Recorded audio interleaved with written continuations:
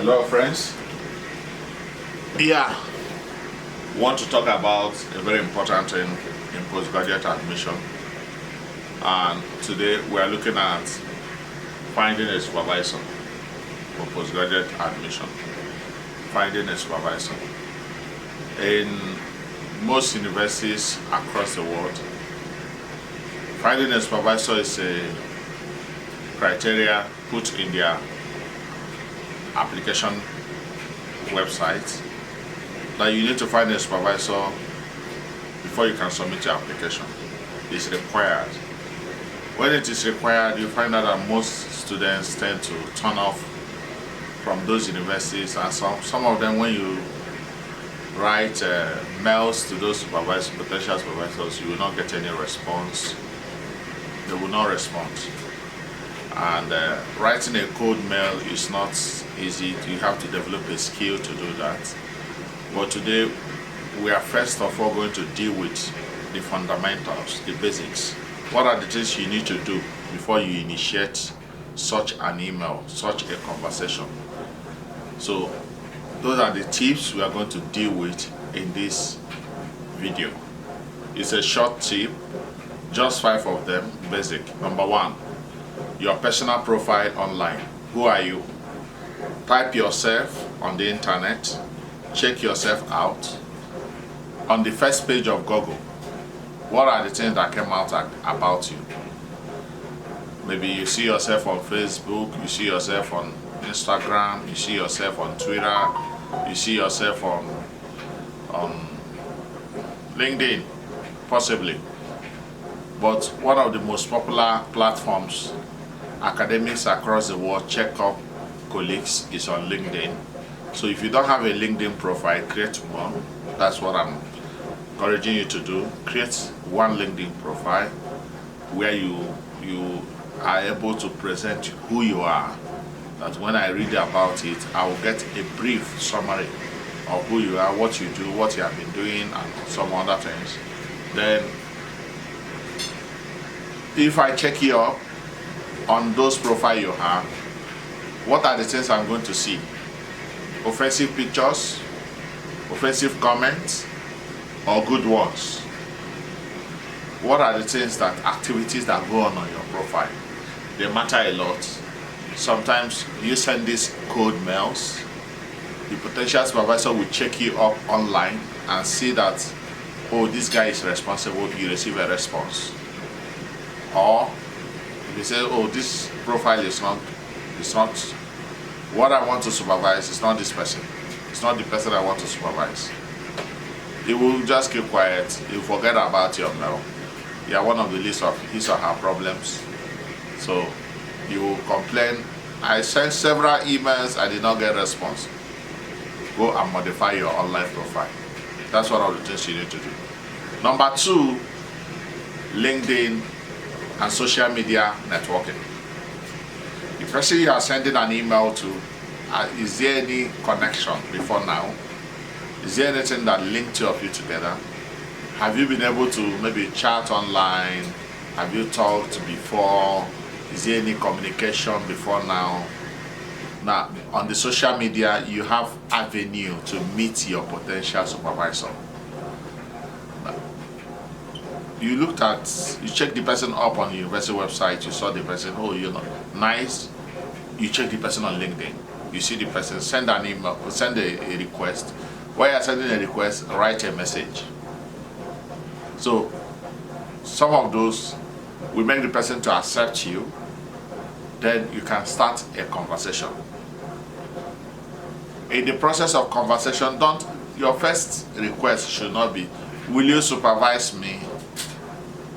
A lot of persons send such requests, so you don't know this person well and the person doesn't know you. You actually need to start on a platform of greetings, on a platform of getting to know each other, getting to know what you do, what each other does, before you begin to talk about supervise me. So that's one of the things you need to do very well. Try to strike that relationship. Begin with that. If you're able to establish that, then you can send email. You can talk about supervision. If the person sees your email, it becomes very easy for that person to say, okay, I know this guy. Number 3 is conference and events networking. When you go for conferences, who do you sit with? Who do you network with? Some persons, sometimes I meet with my students when I was teaching back in Africa. I go to conferences with them. They will begin to sit together during networking time. They are with themselves, they interact together. I will go to them and say, don't stay together. In the evening, you can stay together when you're in your hotels. But while you're in this conference venue, meet other people, interact with other people. So this is one of the things you need to do that will help you very well if you're able to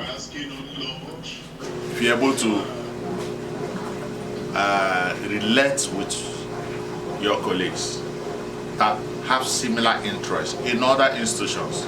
And you also see some person that presented nice articles, nice papers that you're interested in your research area. Why not talk to them, exchange contact, do a follow-up?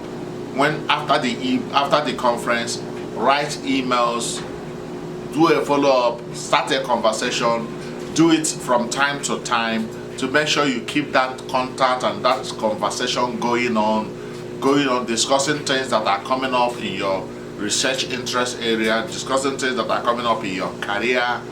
Maybe the person, you want this person to mentor you, you are looking at the person's articles. The person published a new article, you read it, you comment on it, you write an email to acknowledge and to tell the person what you gained from the article. These things keeps the conversation going on. Not you met someone in a conference, you came back from the conference, no other communication until when you need a supervisor, you remember that there's one man, there's one professor somewhere you met in a conference, you begin to write him out. If you write an email, the person won't even remember you because the person has attended several other conferences after that one, and he has met several other people after that one. So you are now like someone he can't remember. So that's why you need to make sure that you write and keep your contact ongoing. So events, in conferences, in workshops, these conferences could be online too, online conferences. You should be able to establish that relationship and make yourself to be a bit familiar before you say, I want you to supervise me. Number 3, research paper. Number 4, research paper. So research paper, what do I mean? You read articles that are related to your research area online, and you see that these articles are nice papers. You want that person to supervise you. You check the authors up.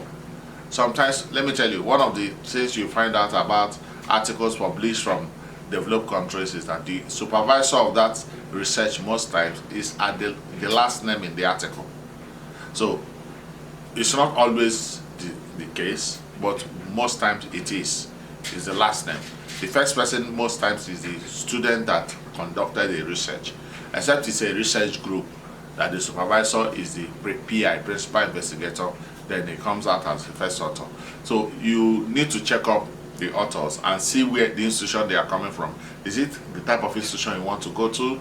Is it the kind of person you want to supervise? You want to serve as your supervisor? So if it is that, why not? Write about the article you read to start a conversation. You must start a conversation before you start a request. Remember? Start a conversation. What you read about the article, how it interests you, how you are working on similar thing, how you are thinking of working on similar thing, and all those stuff, and asking the person what is working on presently, and also telling the person what you are doing presently. So these are things you interact with the person's articles, you interact with the person's researches. That helps you to familiarize yourself and the person gets to know you. So that's one of the things, one of the ways you connect with your supervisor. The last one is university website. If you go to the university website of the university you're interested in, you go to the departments, you will see the faculties and potential supervisors that can supervise you. Now what do? In this context, you write to the person, right? Before you write to the person, read this individual's profile. Know who the person is.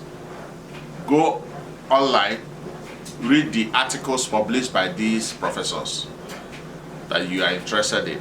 Read their articles, so that when you are writing them mail, you are actually interacting. You can start your conversation with their articles. You can start your conversation with the research they recently published. You can start your conversation with the things they are doing presently, which is impacting on you. You are seeing it is impacting in the academia, it's impacting in the research world, it's impacting on your own research. You have cited them before and all those stuff. You're able to start that conversation. That conversation is so important.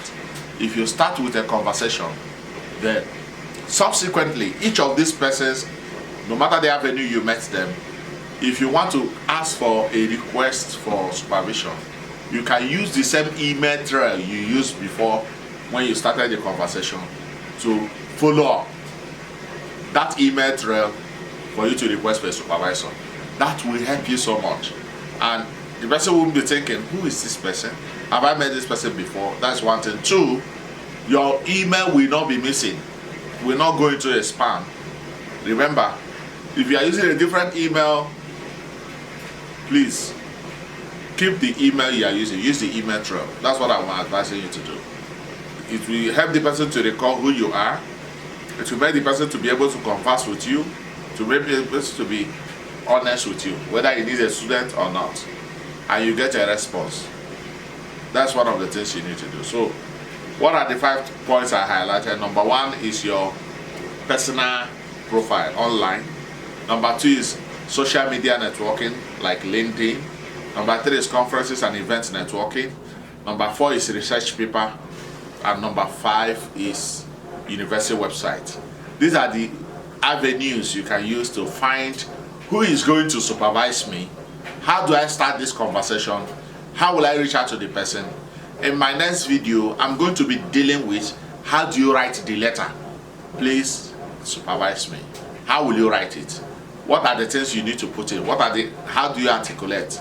And you're able to convince this person that you are a good student that can be supervised, that you have potentials to complete a postgraduate program, and they will not regret checking you as a student.